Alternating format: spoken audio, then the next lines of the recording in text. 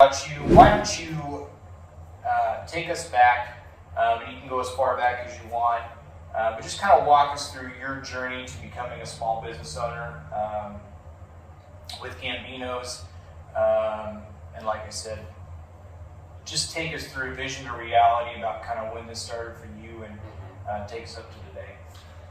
So I have always sort of had an entrepreneurial spirit.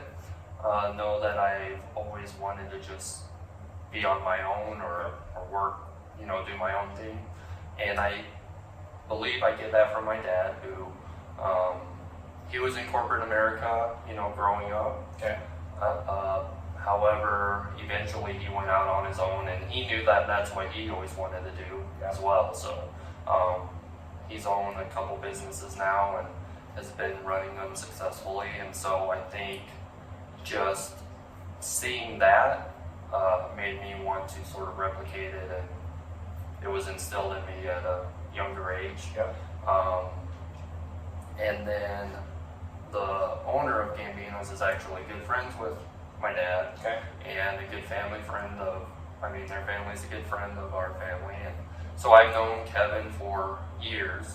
And he has the same mindset, just an entrepreneur. He worked his way up through Gambino's and now owns it. And just seeing that, I knew, I want to do something like that. So granted, back then, before I even worked at Gambino's Pizza, I started in Fremont in high school. I was 15 or 16, I don't remember how old I was when I started. But started working there and worked there for a couple of years, and then went off to college. And in the back of my mind, I always thought, well, I could do Gambino someday if I decide I don't want to do anything else. Sure.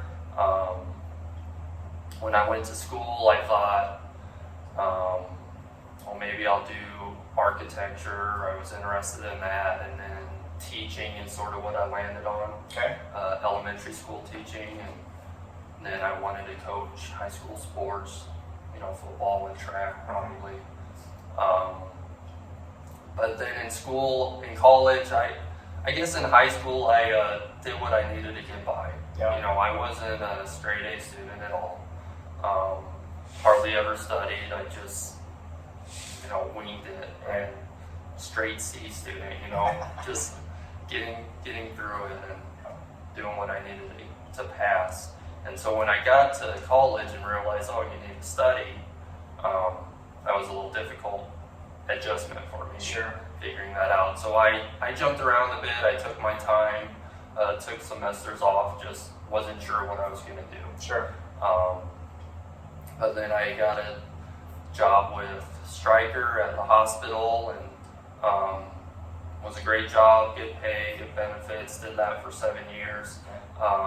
Enjoyed the people at the hospital, working with them, but it just wasn't very fulfilling for me.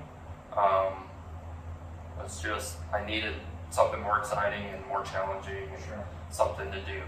And so I ended up going to projects and enjoyed that. I've always enjoyed working outside, working on our lawn and our landscaping, and so it was a good fit there.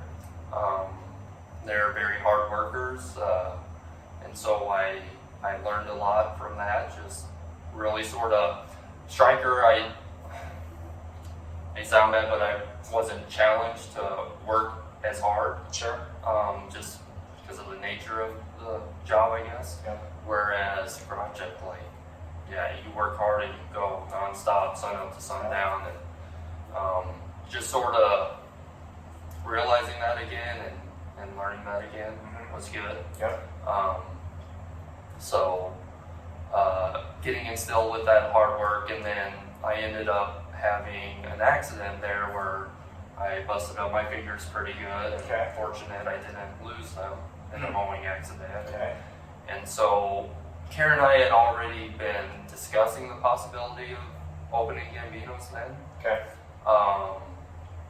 But when that happened, that was sort of like, okay, we're going to do this. Right. I don't want to deal with the risk anymore. Let's just go on our own. And so that that was sort of the turning point where it's like, okay, we're going to do it. And when was that? that was in May. I remember the day for a little while there. I think it was like May 18th of 2018 Okay. or 2019. Okay. I might be off a year, but that was sort of when it was like, okay, we're going to do this. Yep.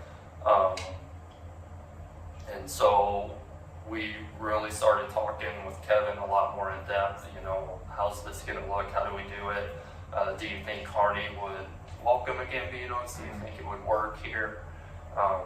Because Gambino's is a franchise that's in many states. Yep. It started down in Kansas. Okay. There's a few in Nebraska, a lot more in Kansas, some in Oklahoma, Texas, and Okay. Missouri. Okay. Sort of regional in the Midwest here. And so he said, yeah, I wanted to get into Carney for a while. It'd be great. Like, let's do it. Yep. And so that took, like March, April, May, June, sort of recovering with my accident, and then, or not March, May, and then April, March.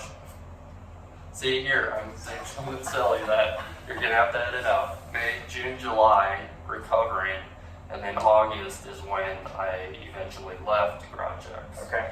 To work towards this. We landed on this location just because it was so close. Didn't really think about it, you know, the countless times we drove by, but then, we were looking at a bunch of different other places. Yeah. And they were like, well, what about that Old Herbers and Gerbers? It's close to our house, you know, might not be big enough, we'll see. Sure. And so that's where we landed on it here. And I'd say we got the keys to get into it in October. And so see, Kylie just is coming down. Yeah, except you distracted me. Sorry, I probably should have messed it up.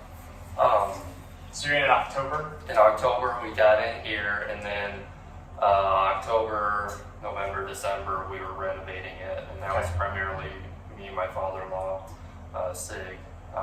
We pretty much did everything here, Okay. the build out, except the, electrical and plumbing, the heavy duty stuff. Sure. And then we opened in January, 17th of January. Got it. Yeah. And had a baby like 3 weeks before you opened? Yeah, we had a baby. We had Atlee on December 23rd. Yep. So right in the thick of it, getting it sorta to where we're almost finished. And yeah, it was just crazy. I forget about that.